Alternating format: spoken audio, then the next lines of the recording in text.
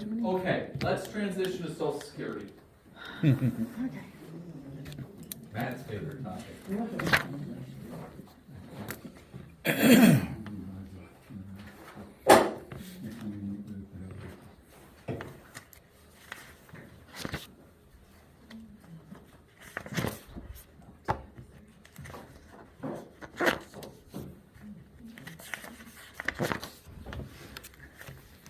Social Security. A big mistake. I'm starting to collect at the wrong age. So it's a big benefit. So you want to make sure you get it right. So who's eligible? Anyone that's worked 40 quarters at a part-time basis. So 10 years of part-time work, you're eligible for some benefit. Or if your spouse has worked 10 years of part-time work, you're eligible for some benefit. The benefit's based on your highest 35 earning years. So take a look at your earnings history, pick up the highest 35 years. Inflation.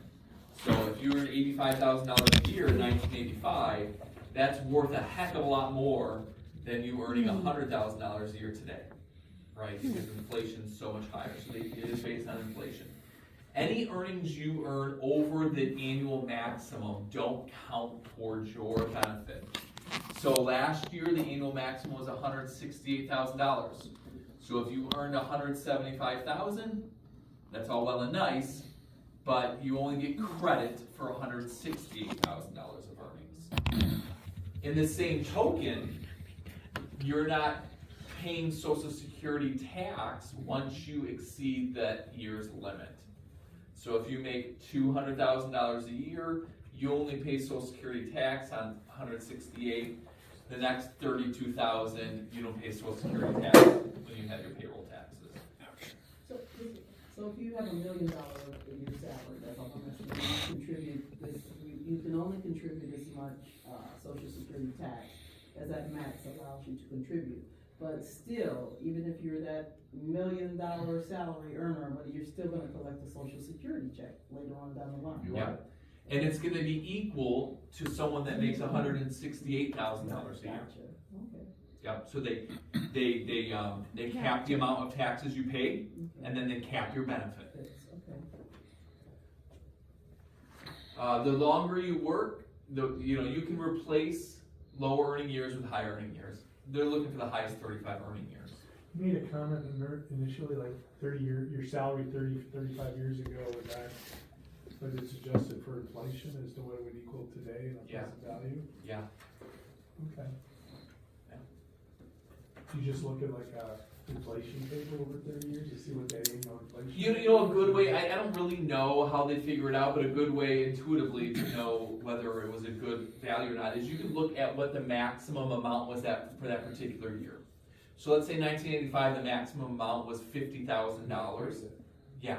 Okay. Yeah. That'd be a good way of judging it. At full retirement age, so let's start with this. When can you claim a benefit? Anytime between 62 and 70. You can collect at 62. You can wait a month and collect a little bit more at 62 in 1 month. You can wait till 64 to collect that. At 70, you got to collect because you're not gonna earn any more money by waiting any longer. Okay. So it's a timeline between 62 and 70. Every month you wait, you get a bigger check.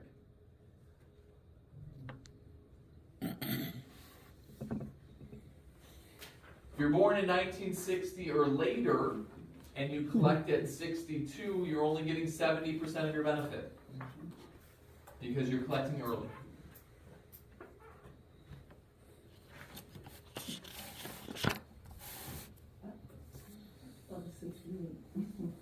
Full retirement age is still 67. They may change it, but it's 67. Okay. But let's talk So you're about not getting any more if you wait to 70. No, You are. You are. You are. Full retirement age only matters when thinking about whether you're going to continue working and collect Social Security. Otherwise, it's just a number on that timeline sequence between 62 and 70. Every month you wait between 62 and 70, your benefit's higher. The full retirement age of 67 only comes into play if you want to double dip. If you want to collect Social Security and work, that's when full retirement age matters, and I'll talk about that in a second.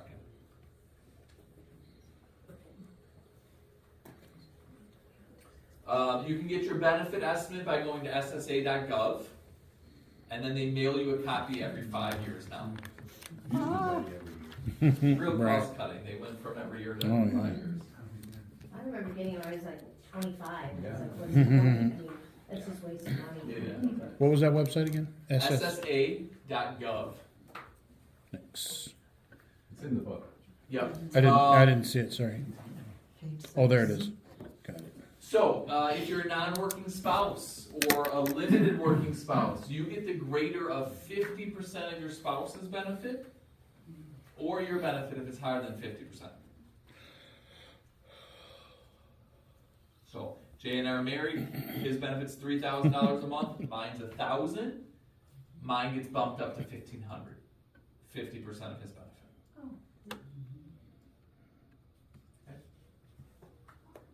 If Jay passes away, I stop receiving my $1,500 check, I now receive his $3,000 check. So the surviving spouse continues to get the higher check, they stop getting the lower check that was coming into the house. What happens if you marry after one or both of you retire? You just have your individual retirement, Social Security checks that are completely individual. After one passes away, if you've been married long enough, then you collect the higher of the two checks after the fact.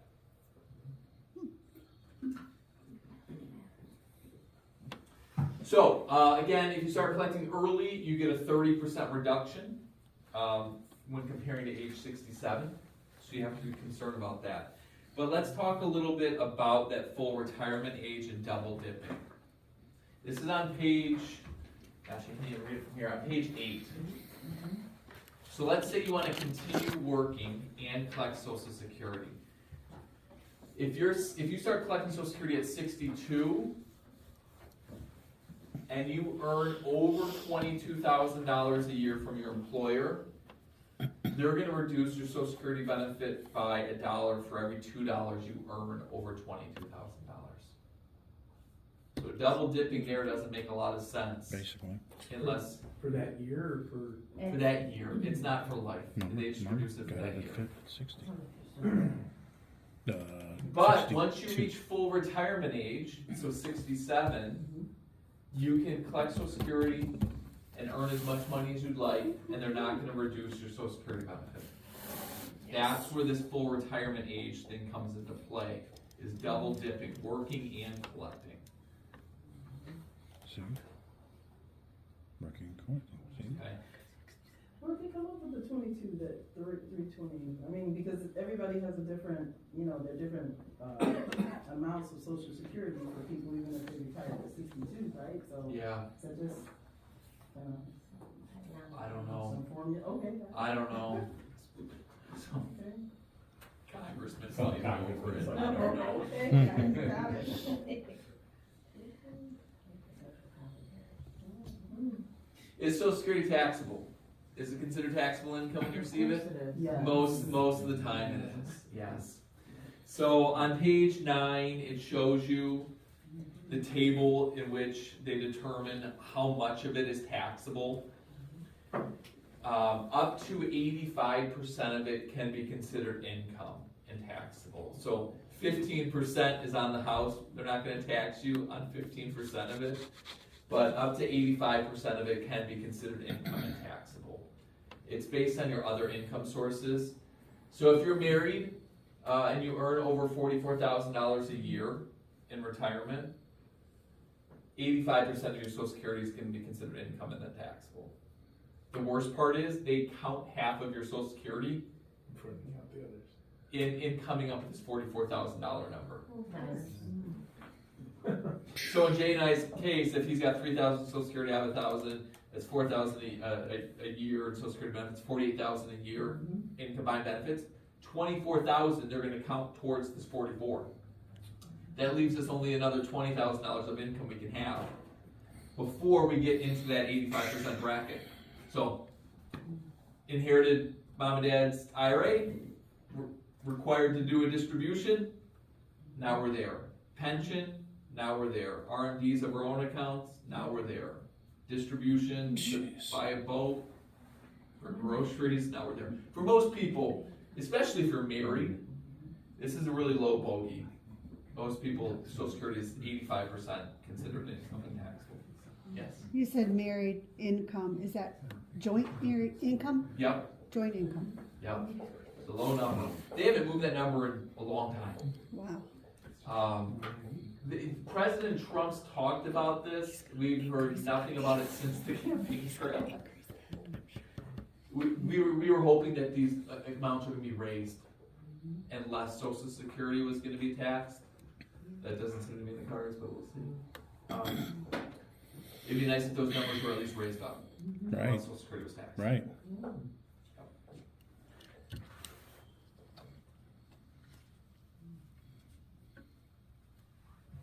Okay, so collecting early versus collecting late, a lot of it just comes down to longevity.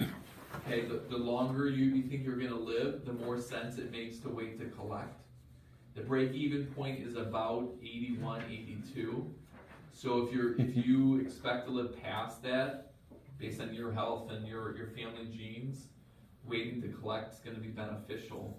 Another thing to consider though is how much money do you have outside of Social Security that you can live on, right? So no financial advisor is going to guarantee you an 8% return, which is what Social Security increases every year that you wait. 8%. Between 62 and 70, your Social Security benefit goes up 8% per year. And so that's a really nice increase if you Yeah. expect to live a long time in retirement. Until 70. And so, for a lot of our clients, it's like, hey, yeah, go ahead, retire at 64, Well, 65. Let's live off your IRA for a while. Let Social Security increase and then start to collect at 70.